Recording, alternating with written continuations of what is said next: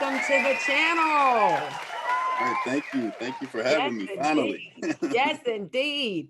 Well, as you guys have seen, Craig is a family man. He has a story like none other. I did not want to try and even recreate where he has come from and where he is today. I definitely want him to be able to share with you in his own words how he was able to definitely throw in that deck of cards and started to deal himself a new deck day by day, year by year. And so here we are, 5 years in, 5 years in, successful agent, top producer, uh, won contests every year as far as the trips.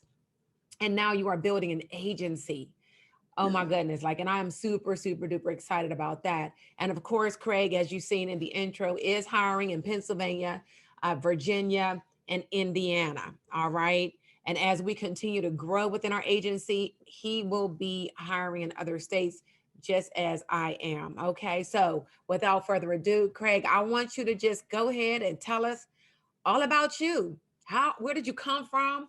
And how did you end up in this agency? All right. All right. Well, as she stated, my name is Craig Williams, born and raised in Pittsburgh, Pennsylvania. And yes, my story it is quite a journey.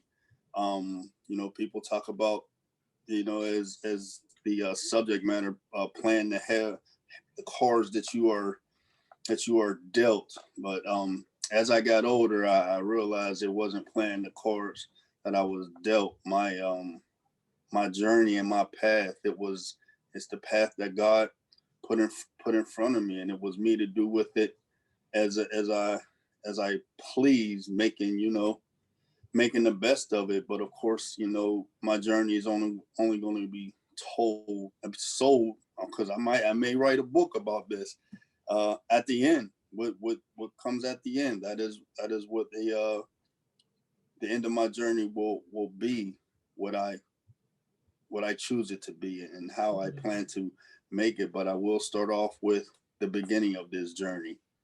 I'm 49 right now. I was born July 12th, 1971. I never knew my mother. When I was 2 years old, my mother passed away from a drug overdose. My father, for as long as he was on this earth, was a drug addict, a heroin user. Probably way before I was born. And when I was 6 years old, my father went to federal prison for 10 years, trying to rob a bank in downtown Pittsburgh. I've always lived in the projects, uh, growing up, and until the age I graduated from high school. So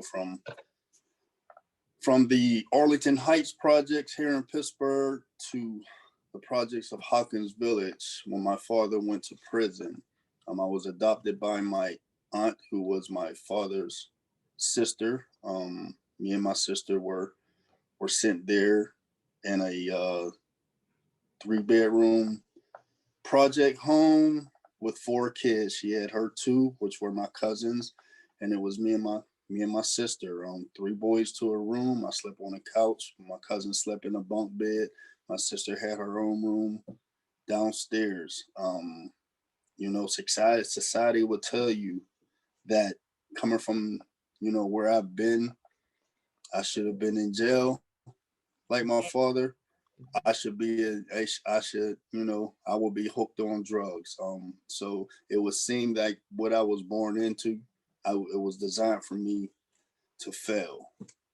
But I never, even as a young age, it was never in me to fail. And I've had some struggles, and I can remember at 5 years old, just wandering around, nothing to eat, stealing from stores so me and my sister can eat, because my father was never home. He was off getting high, trying to scrape around in the house.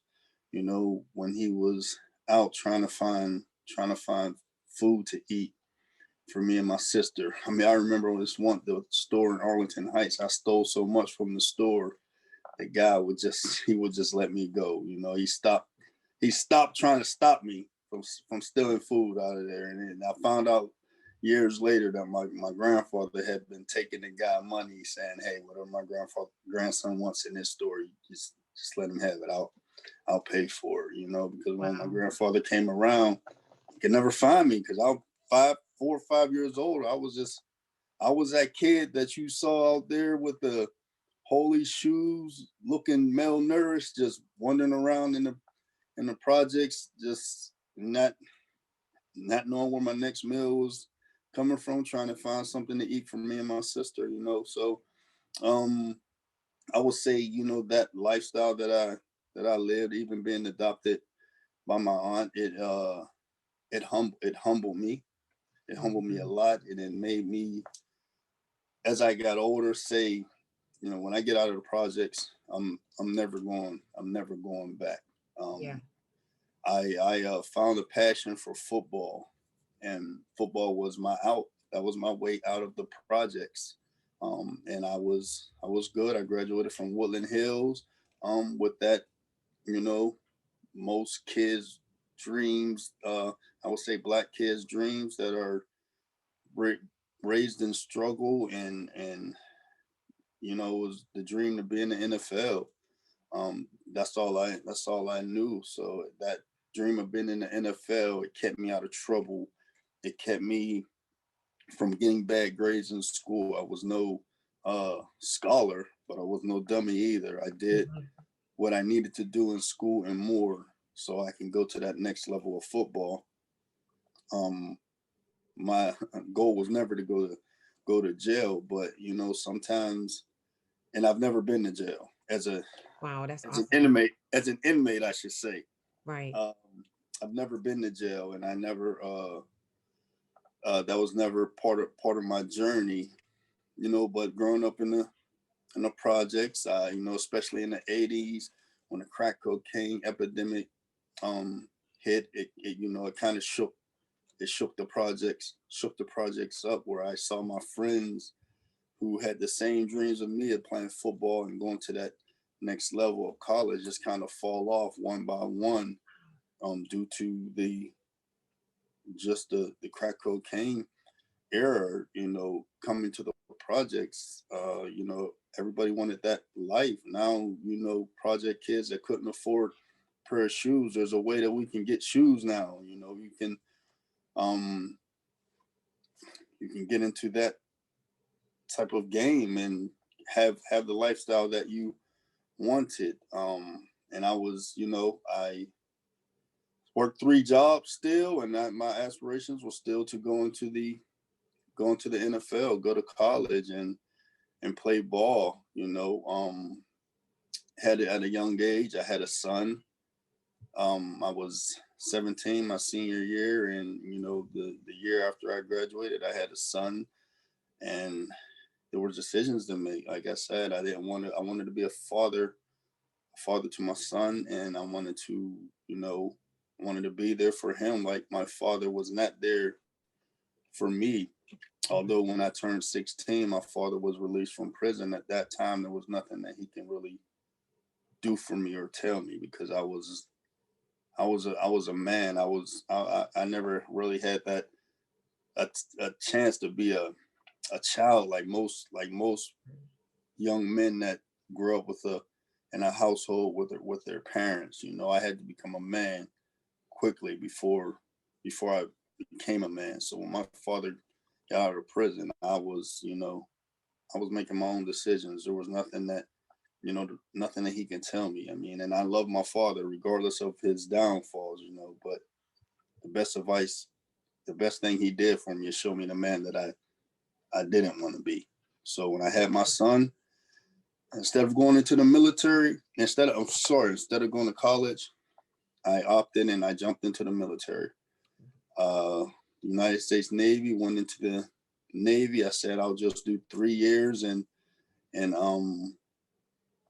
after my 3 years, I'll take that GI Bill and I'll walk on to a university. I got married, and before I went to the military, and relocated to California.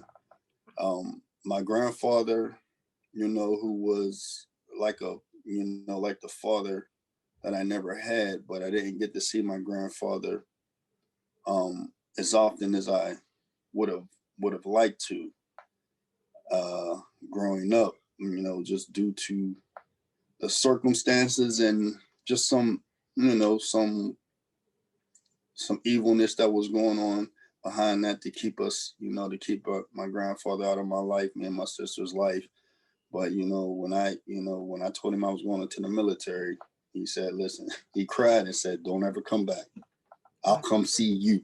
Don't come back to Pittsburgh." So the only time I came back to Pittsburgh was if there was a death in the family.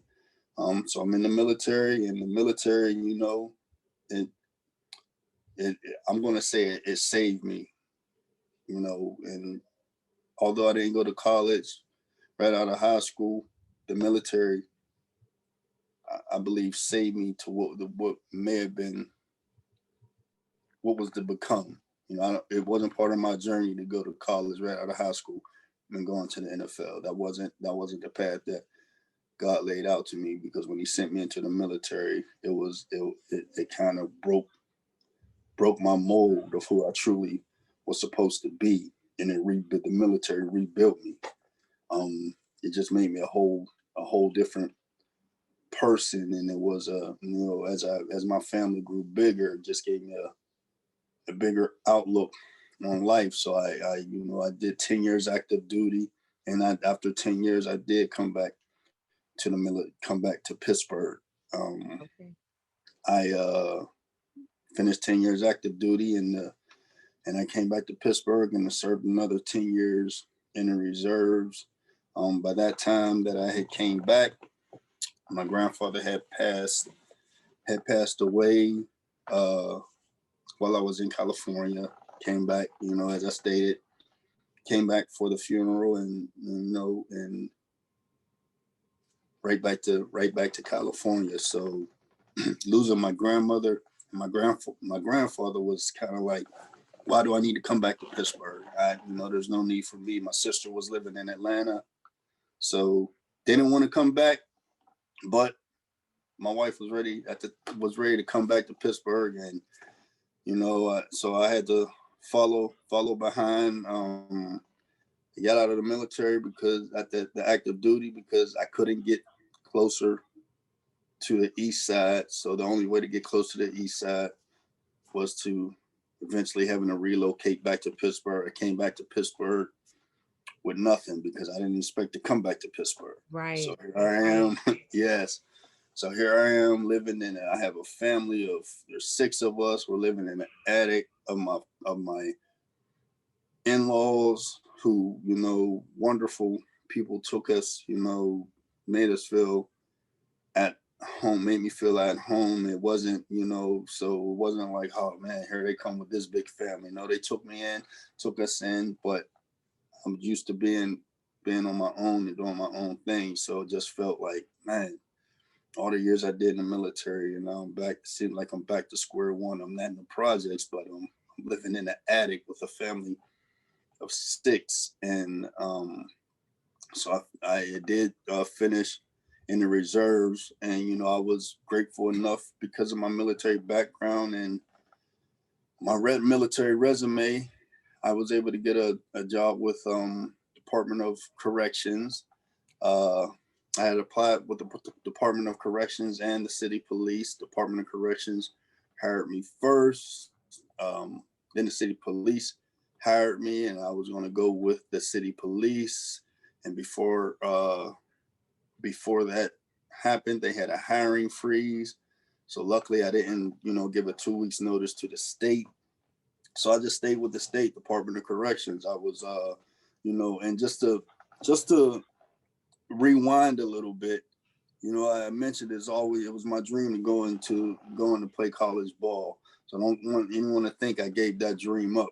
I'm never one. If I say I'm going to do something, I'm going to do it. So when I was in the military, uh, as a military police, I was on shore duty after my time I served on a ship, I did go to school while I was in the military full time, and I did play college. I did play college ball. I played college ball for 2 years. I did go to an open NFL combine, but at that time I was 28. You know, there's guys doing the same thing I can do who were 20 years old, 21. So, but I when I gave up football, I had no regrets. You know, I got to do what I said I was going to do, and I was happy with that. So anyway, moved back to Pittsburgh. I'm in the reserves. I'm working for the Department of Corrections. I wanted to use my degree because I didn't like working in a prison. And here's a story for you. You know, it's I'm 29, 30 years old at that time, and during that time working in the state prison, my father came through there twice. So that just goes to show you, even at 29, 30, my father was still getting in and out of trouble because he just couldn't shake um his habit. It just kept him in and out of prison. And it was tough working in a prison and your father is an inmate at the prison that you work at, and people know it because my father was just so much in and out of jail. When I started working at the prison, there was inmates saying, "Hey, you're GC son. Oh Wow. man, I know you from when you were a kid. I knew your mother." And then, they would tell me things, and I'm like, man, it was sad to hear. And then when he comes and he's an inmate at the prison that I'm working at, it was like, wow.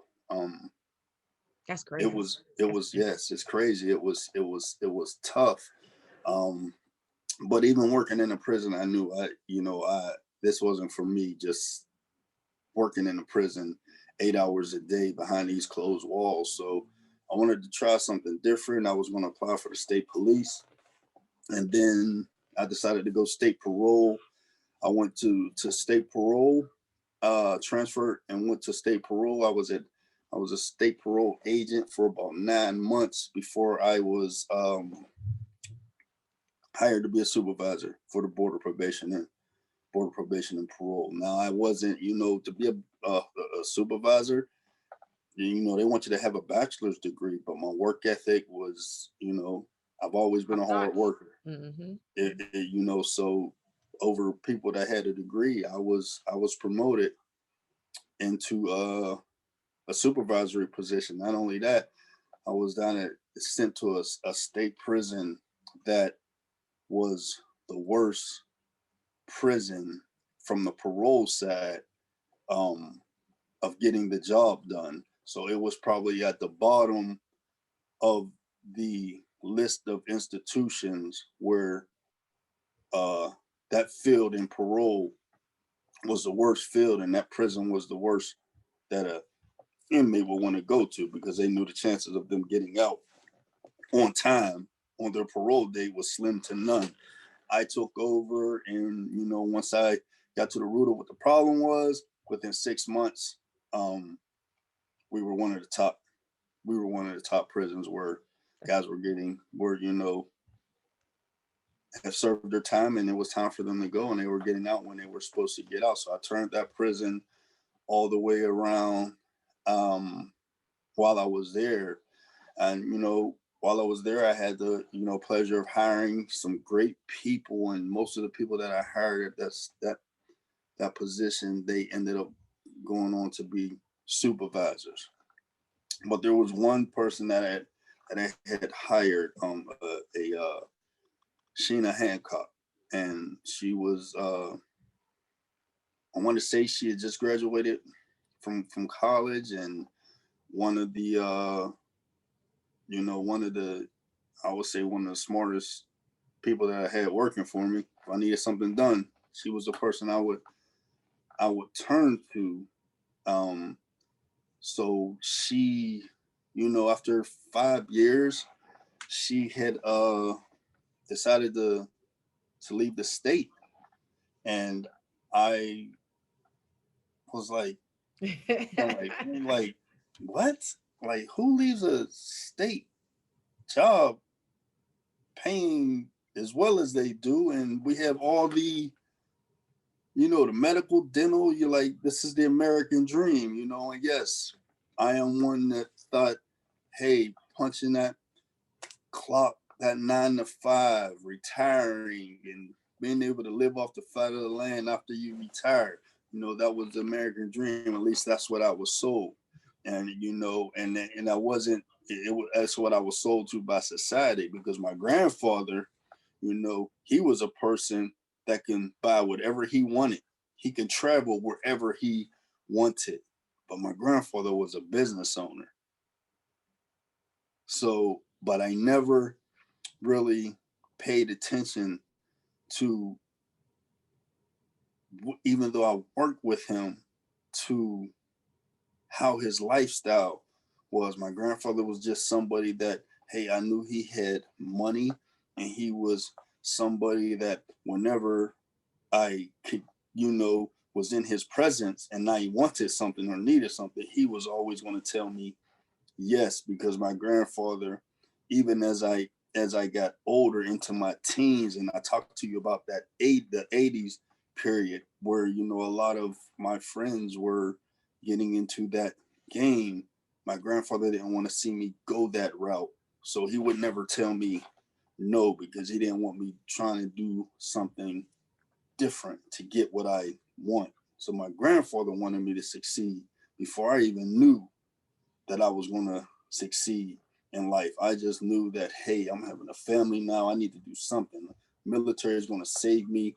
And from there, I don't know what. I'm just going to pick my way through. And that's what I did. I used the talents and the platform that the military had built for me to get the jobs that I that I that I wanted, and I felt that I was going to be good at. But when she left the state, I was just like, wait a minute, you know, because looking at her, she was going to go far in parole. So I was like, listen, I don't want to know why you left. I want to know what you left for. That's all. What are you doing? And she just kept saying, I hit a gold mine. I hit the lottery. I said, what's that mean? You hit the lottery for real? Really? Like, what do you mean? And she just kept telling me, like, listen, you're not built for this. That's exactly what Wow. she said. You are not built for this. And so I, you know, I left it alone. She and I were friends, you know. So and every now and again I would call her, like, Shanna, what's going on? Like, you gonna talk to me? What'd you leave for? Finally she decided to show me the Lincoln Heritage business side. So I met her at an Applebee's with Ty Scott, Yes. who was successful in the business, and he was showing me his 1099s. He wasn't showing me his 1099s to brag, but just to show me, because I remember Ty Scott before he got into the business. Um, and he wasn't living like that. Trust Right. me, he was not living like that. So it wasn't like you know, I've seen somebody. I'm not going to say he was living in rags, but I've seen somebody who was living that, and you know, with a person that works, gets up and goes to work every day and punches the clock. You know, he was living that type of lifestyle. Nothing Average, the fancy. average lifestyle. Mhm. Yeah, the average lifestyle. Nothing fancy. Um, so you know, the first thing I said was like, really? Like, I had a policy with Lincoln Heritage, and I was saying, like, wait a minute, what's the catch? And that's exactly what I said to him. I said, what's the catch? Like, how much what is this? I said, is this a pyramid scheme? He said, no, it's not a pyramid scheme. I said, well, how much money do I have to pay to get into this? How much do I have to put up? And he was, you know, they just said, they laughed at me. They said, nothing. Get your state license. That's the only thing you have to pay. You have to pay for it. You have Right. to get your state license. And I'm looking at the 1099. I'm saying, you can make that much money selling life insurance. I mean, I know I got a policy, but you making this much money selling life insurance. Now I'm no dummy. I've always understood money, and understood that my grandfather was a successful man running his own business. even when he tried to hand the business down to me, I turned it down because although I understood that my grandfather was well off, I didn't understand the money, how he was making his money, how he was as well off as he was by being a business owner. Yeah. So they said, get your state license. And at the time, you know, at the time I was working, I had been a total of 16 and a half years working for the state. My salary, I was making about $35 an hour. I was even on the verge of, get this, I was even on the verge of getting a pay raise of another $2 an hour. A $2? whopping $2 an hour is going to take me to $37 an hour. You know, and that is doing very, very, very, very well for an individual working a 9 to 5. mm-hmm. $37? What? Full benefits. Oh, well, I thought I was living the dream until I looked at the 1099s and I seen somebody else walk away from a state job, and I know what type of money the state is making. So I thought, you know what? Hey, I have nothing to lose and everything to gain by getting my state license. Yes. So got my state license, and during that time of waiting through the process, I was telling people I'm going to be selling life insurance with Lincoln Heritage, setting up interviews and stuff, because I wanted to hit the ground rolling. If I'm going to be doing this part-time, I wanted to make some good part-time money. So in December of 2015, I believe it was December or November 2015, I got my license. Got my license, then I got contracted with Lincoln Heritage. On the same day, I got my agent number with Lincoln Heritage. I had set up a interview with a client. My upline, Sheena, she did the presentation for me, so I could see what the presentation was like. Did the presentation. At that time, we were doing paper apps. It was a Monday. I submitted the application. Tuesday, they got the application. Wednesday, I got paid. Yes. And it was that part. Yes. That part. Wednesday, I got paid. I'm looking. It was just a small application. It was only a $40, a $40 or $45 policy. Yeah. We were in that house for about an hour.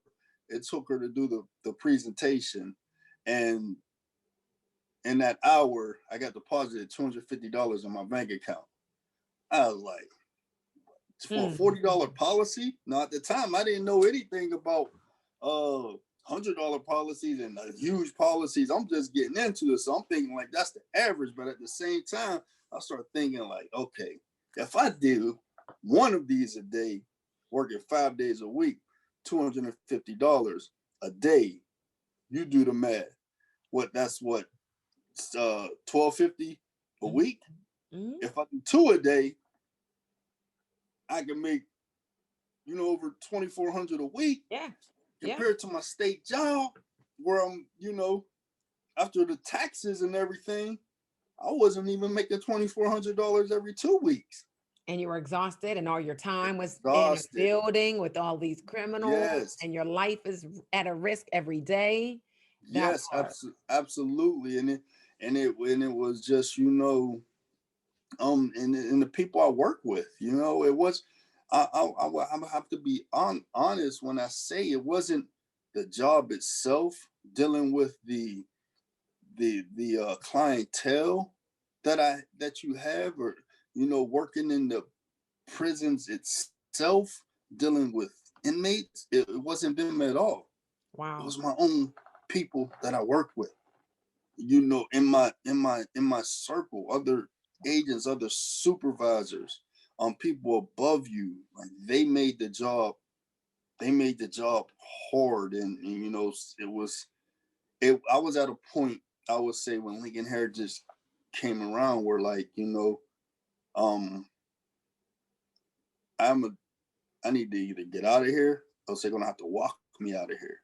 So when Lincoln Heritage came around, it was a blessing in disguise. So not only did after I wrote that first policy, I was like thinking like, wow, okay, I could do this part time and do this part time, and I can do this. I had at the time I had 16 years in. I was 45, and I was 40. I was 40.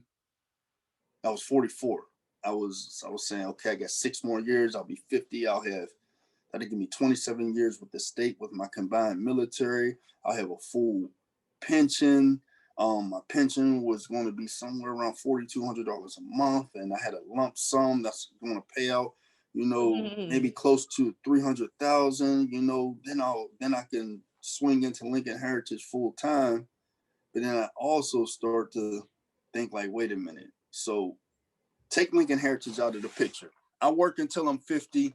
I get the full retirement, but nobody ever works. Nobody ever gets 100% of their retirement. If I want 100% of my retirement, I probably would have had to work another 10 years, taking me till age 60. Okay, and was I willing to do that? Work until 60 to get 100% retirement. I did want to leave at 50, where I knew I wasn't going to have 100% retirement. I have about 75%, but that other 25%, I'm going to have to go get another part-time job to make ends meet, to continue to live the way I want to live. So I start thinking like, why am I going to wait then? I might as well go now. I'm gonna have to get another part-time job now. I'm gonna have to get another part-time job if I stay until I'm 50. And where does it end? Where does working end? Do I work until I can't work anymore, or do I try to not try, or do I leave and build the success that I know I was I was designed for? They say, we we all have choices. You have that Y in the road. You Hmm. can go right, you could go to the right, and something bad has happened to you. If you take that, go right, you can go left. Something good is maybe waiting for you, but do you know? You just know if you go left, you won't be doing anything bad. I said I'm not gonna go right. I'm not gonna go left. I'm gonna make my own destiny, and I'm going straight. So Amen. forget the Y in the road. I'm going straight. I'm driving by that fork in the road, and I'm just gonna go straight. I'm gonna build my own destiny. I'm gonna build my own success, not what society thinks I should have. Because if I go left, society says you should work until it's time to retire. And most people right Until now they are tell working you it's time to retire. until they tell you it's time to retire. And you look at most people, they work until they Die. can't work anymore. Or Yeah. they work until they can double dip. I get my retirement, and I get my social security. So Hmm. now I can go. I wasn't willing to do that. So, initially I said, okay, I'll give myself a year. I'm gonna It's now January 2016. I'll work until in January 2017 I'm done. I'm leaving the state, and I'm just gonna do Lincoln Heritage full time. As I started working more part-time Lincoln Heritage, a whole year turned in. Okay, now I'm leaving September Hmm. 2016. It kept backing down. Then finally, March 2016, I had been looking at my calendar. I said, okay, my birthday is July 12th. I'll be 45. I got this much sick time left, and I got these vacation days. So I think I went from January 24th, and I counted back all the days up until it came around mid March. Around mid March, I called in sick, and they asked me when's my return date. I said I don't have a return date. How about I that? decided I decided it's time for me to retire. And in July 2016, 45, I went and I left the state. They even gave me the option. They even threw this out there. They said, hey, you can always come back. If you come back, three you got to give us 3 more years. So they dangled that in front of me as a fallback. Like Yeah. they didn't know why I was leaving. They just knew I was leaving. But it's hey, whatever you're leaving for, if it doesn't work, you can come back. I never was coming back. Once I left, I left. There was no stopping me. And you know, I would say I have a pay through now that is higher than what my retirement would have been. I was getting ready to dip in here if Yes. you didn't say it. I have a pay through now, that's higher than what my retirement would have been. And that's even before I go out and help families in the month.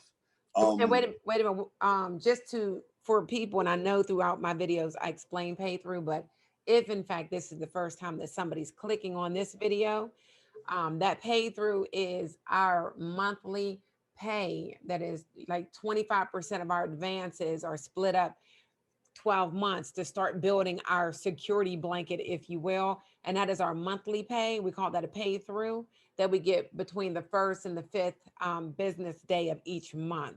And so as we are writing business, writing good business, and our clients are continuing to pay, and we're taking care of the clients, then the company continues to take care of us so that we can build a legacy. So like the young lady that he's speaking of, she's been gone for about 4.5 years, I want to say, and she's still getting paid every month from Lincoln because of her writing such good business when she was here, and those clients are still on the books. So that's pretty amazing. That's pretty amazing. And I was thinking about that because I'm like, you said that your retirement would have been 40 something $100, like 4,000 some change a month. I'm like, oh, you passed that, and that's just in your pay through. So praise God for that. Absolutely, absolutely. So and it, give or take, my retirement would have been close to a little over 4,000. It could have been a little under 4,000, but whatever it was, I'm making my pay through is higher than that now, and I'm not even 50 yet. So I didn't have to wait until I was 50 to get the pay through, to get the retirement that I wanted. But what I did get from walking away from my 9 to 5 was my own freedom, being my own Mhm. boss, making my own hours, being able to not put a ceiling on the amount of income that I make. No one telling me that I'm not worthy of what I'm making, because when you work for yourself, what you put into it is what you're going to get out, and only I know what I'm worth. That's the same with anybody that gets into this business. So I have always been a hard worker. So the transition from punching a 9 to 5 and working for myself, I knew that I work hard. Number one, two, I don't do anything to fail. I've never failed at much of anything in my life. Even you know, I can count on one hand the amount of jobs that I've held, and that's because I'm loyal to no end.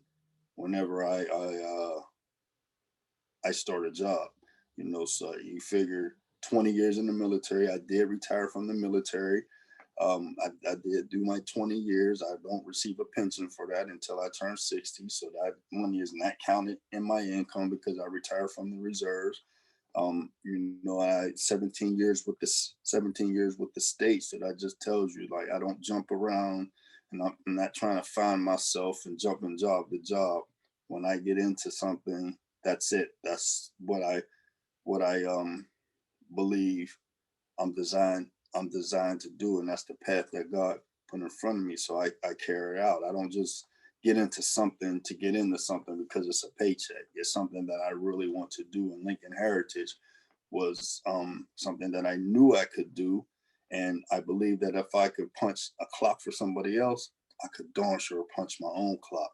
If Amen. I can work overtime too, because most people with a 9 to 5, if you want that vacation, you want to take that family vacation, or Christmas is coming up, you start working, putting in that overtime. I got to work, get as much overtime as I can. The holidays is coming up. We're going on vacation. I got to work overtime so I can save enough money, so we can go to overtime and still pay the light and gas bill, the mortgage. When you work for yourself, you don't have those worries. There's no cap on my salary. And what made the transition so easy is the Lincoln Heritage.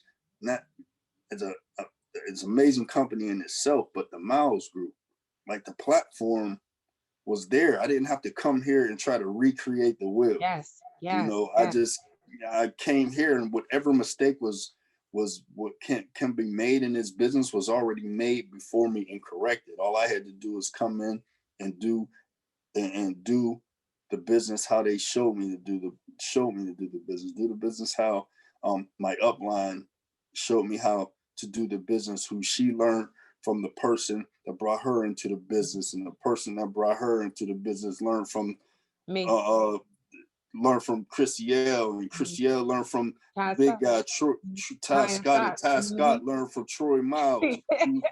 So we all do this the Follow the same way. green So print. nothing's different. We may have a different presentation there because Wow. different styles and personalities, but we all do the business the same, and we get the same financial Yeah. results and financial income. So working for myself, you know, was an easy transition. I had to get used to that freedom of punching my own clock and nobody calling me saying, "Hey, you gonna go to work today?" or setting that alarm clock, because I know if I'm late, too many late, you're gonna lose your job. Mhm. I had to get used to that, and um, not taking my freedom lightly, because to be your own boss, and I don't care what business that you're into, if you're your own boss, you got to work like you're your own boss. You have to punch your clock like you're punching somebody else's clock. The only great thing about punching my own clock is I can make as much money as I want to make. If I want to go on vacation, I don't have to tell nobody. That's right. I don't have to tell nobody. If I want to, you know, take a day off, which I don't do much of, is taking a day off. But I don't have to ask permission. I don't have to see where I'm at on the seniority board.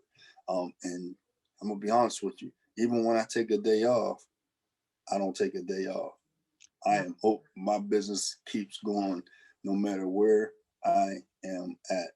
I can listen. My phone is always available because there's someone that always needs what Lincoln Heritage and the Miles Group has to provide, and I don't ever want to shut down my business. That's awesome. I never want to shut down my business. So as I will be turning 50 this year, and I'm not even close to where I want to be. I am just scratching the surface. 5 years in the business, and I am just scratching the surface. But 5 years in the business, hey, I'll throw my numbers out there. I talked about a $2 raise that I was going to get for the state in 2020. I made 110,000. How about that? 2021, I think I gave myself a $75,000 Yes, raise. you I don't know. did.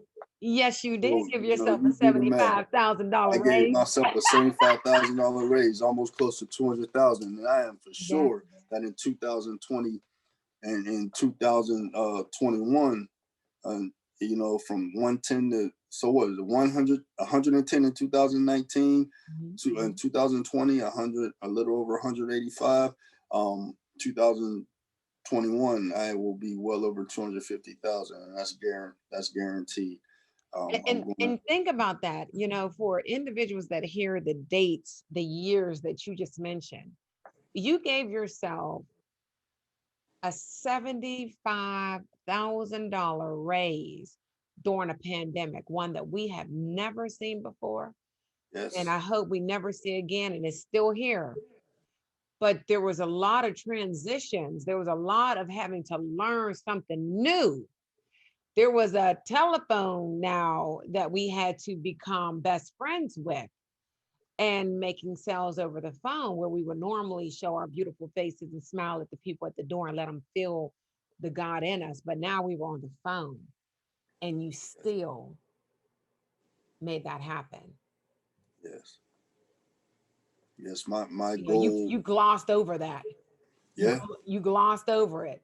I did, and then just to add to what you're saying, I was one that didn't like being on the phones. Exactly. I didn't like setting appointments. I don't want to talk to you over the phone. I don't want to set an appointment. I'd rather knock at your door and get you face to face, because if I have you face to face, it's going to be hard for you to just, you can't hang up the phone on me. Yeah. You can't be a phone gangster and talk, you know, and say what you didn't do, you're not interested, or you didn't fill this out. When I'm in front of you, I have the proof. And you know, I feel like once I get you in the door, there's only uh one way I'm leaving out of there is giving you the product that you requested, Mm. giving it with the good information, so you can make a sound decision. And my goal when I'm in the house is to be able to leave out of there knowing I left you with a peace of mind, because you can't hide from me when I'm face to face. When I'm on the phone, it's easy for you to hang that phone up and block my number so I can't call back again. So it was troubling, like, wow, I have to get on the phones now. The state just said Go we can't go outside. door to door. Hmm. So I can either, you know, until they open it back up, just live off of my pay through. Which could have, it could happen. Yeah. I could have taken that route, but do I want to go back to that living pay through mentality, just waiting on things to open up? No, I'm trying to, I want to, I'm trying to build that success. I still have goals. I still have financial goals in my life. I still have a legacy that I need to create and leave behind for my grandchildren's children. I can't do that unless I get uncomfortable. Yeah. So um I got uncomfortable. I got on those phones, and You broke I records became on the good on the phone. phones. I Yes, broke you did. personal records on the Yes, you phones. did. I made a lot of money being on those phones. You did, because So you weren't I traveling up and down the road. You were not paying for absolutely gas. You were not paying for hotels, although you have tons of family and friends all over the states, but I still, do. you know, I do. and you were able to be safe. You know, you were able Yeah. to be safe. So that is a blessing in itself, you And know, I and still do telesales, even though I we can know go you door to do. door. Yeah. I mix it up. I go door to door and I do telesales because you know I'm good at both. Yeah. So I I use both avenues of this business, the telesales and the door knocking. I can't get them on the phone. I'm going out to see them. Yep. Uh, so you know, it is it's comforting to know that I don't have to leave my home if I don't want to. But it's comforting to know that, hey, if I can't get someone on the phone, I can go out and see Help them. And, them. you know, Hmm. this is a job that takes discipline. If you have a disciplined mind and you truly have financial goals, and you truly want the success, this business can can take you there. It is Yeah. not a microwave business. You have to be willing to stick and stay. It's no different than if you brought a McDonald's franchise. For anyone that thinks that if you buy a McDonald's franchise, you become a millionaire instantly, well, do your homework. It will take you at least Right. 10 years to become a millionaire. But on that 10th year, You have to put millions in uh, just to even get started. yes, and a lot of man hours to get Yes. started. You get paid maybe 50, 60,000 a year managing your own McDonald's before Yeah. you become a millionaire. Yeah. No, no, But I'm not but interested. yeah, but hey, Mm-mm. but listen to this. If you stick and stay, It could at happen. the end, It could this happen. business is the same way. Yes. Only difference is it's been shown with people before me, before Chrissy, before Scott, that you don't have to work this business for 10 years to become a millionaire. If you Right. want to become a millionaire, it's about how hard do you want to work for Yep. yourself.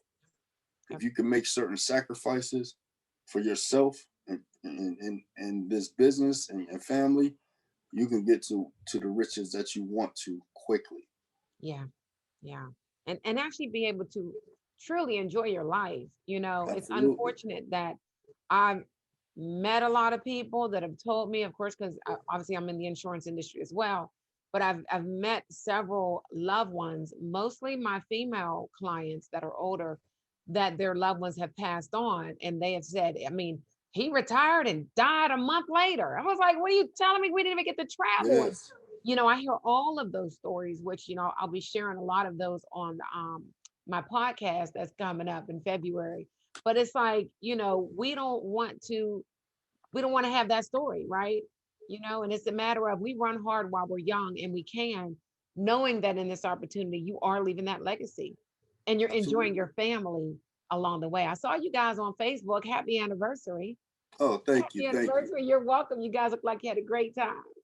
Yes. Yes. Mhm. Good, good. Absolutely. Absolutely. Thank you for Man. that. Oh, you're Thank you. welcome. You're welcome. You hit on almost all the points, honestly, of what I was going to be asking you through. So I definitely appreciate Mhm. that. You made this real easy. So I am going to first thank you again Oh for man, taking it the was a time. pleasure.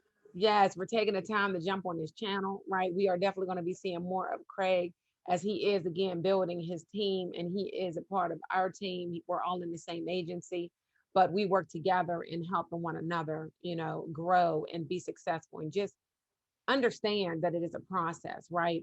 Um, the bonus question, the last question that I'm asking everyone that is blessing me with their time on these interviews is what are you looking forward to in 2021, still living in the times of a pandemic as far as your business?